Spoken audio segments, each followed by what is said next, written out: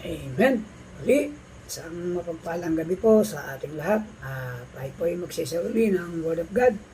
Ito yung continuation ng share ko sa last video ko, yung kaligtasan sa lesson 3. At ngayon po ay ang ating pag-uusapan ay si Jesus ang tanging tagapamagitan sa Diyos. Sinabi po, mababasa po natin sa John 14:6, sumagot si Jesus, "Ako ang daan, ang katotohanan at ang buhay. Walang makaparoroon sa Ama kundi sa pamamagitan ko." Yan po mismo ang sabi ng ating Panginoong Yesus, na walang makaparoroon sa Ama kundi sa pamamagitan niya. Dahil si Jesus lamang ang makapagbibigay sa atin ng karapatang maging anak ng Diyos. Mababasa din po natin yan sa John 1:12 hanggang 13. Subalit ang lahat ng tumanggap at sumampalataya sa Kanya ay binigyan niya ng karapatang maging mga anak ng Diyos. Sila nga ay naging mga anak ng Diyos, hindi dahil sa sinilang sila ayon sa kalikasan o sa kagagustuhan o sa kagagawan ng tao, kundi ang pagiging anak nila ay dahil sa kalooban ng Diyos.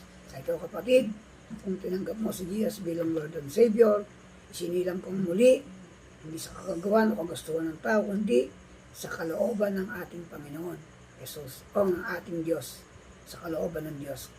Kaya sabi nga, kung ikaw ay isa ng bago nilalang, 2 Corinthians 5:17, yung mga dating bagay ay nagsilipas na at ikaw ay pawang naging bago.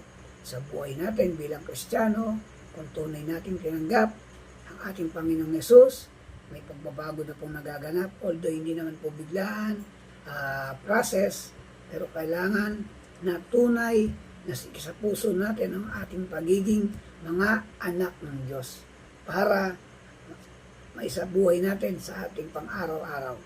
Kaya muli, ang ating reminder, keep your faith, mga kapatid, at patuloy na magtiwala, manampalataya sa ating Panginoong Yesus.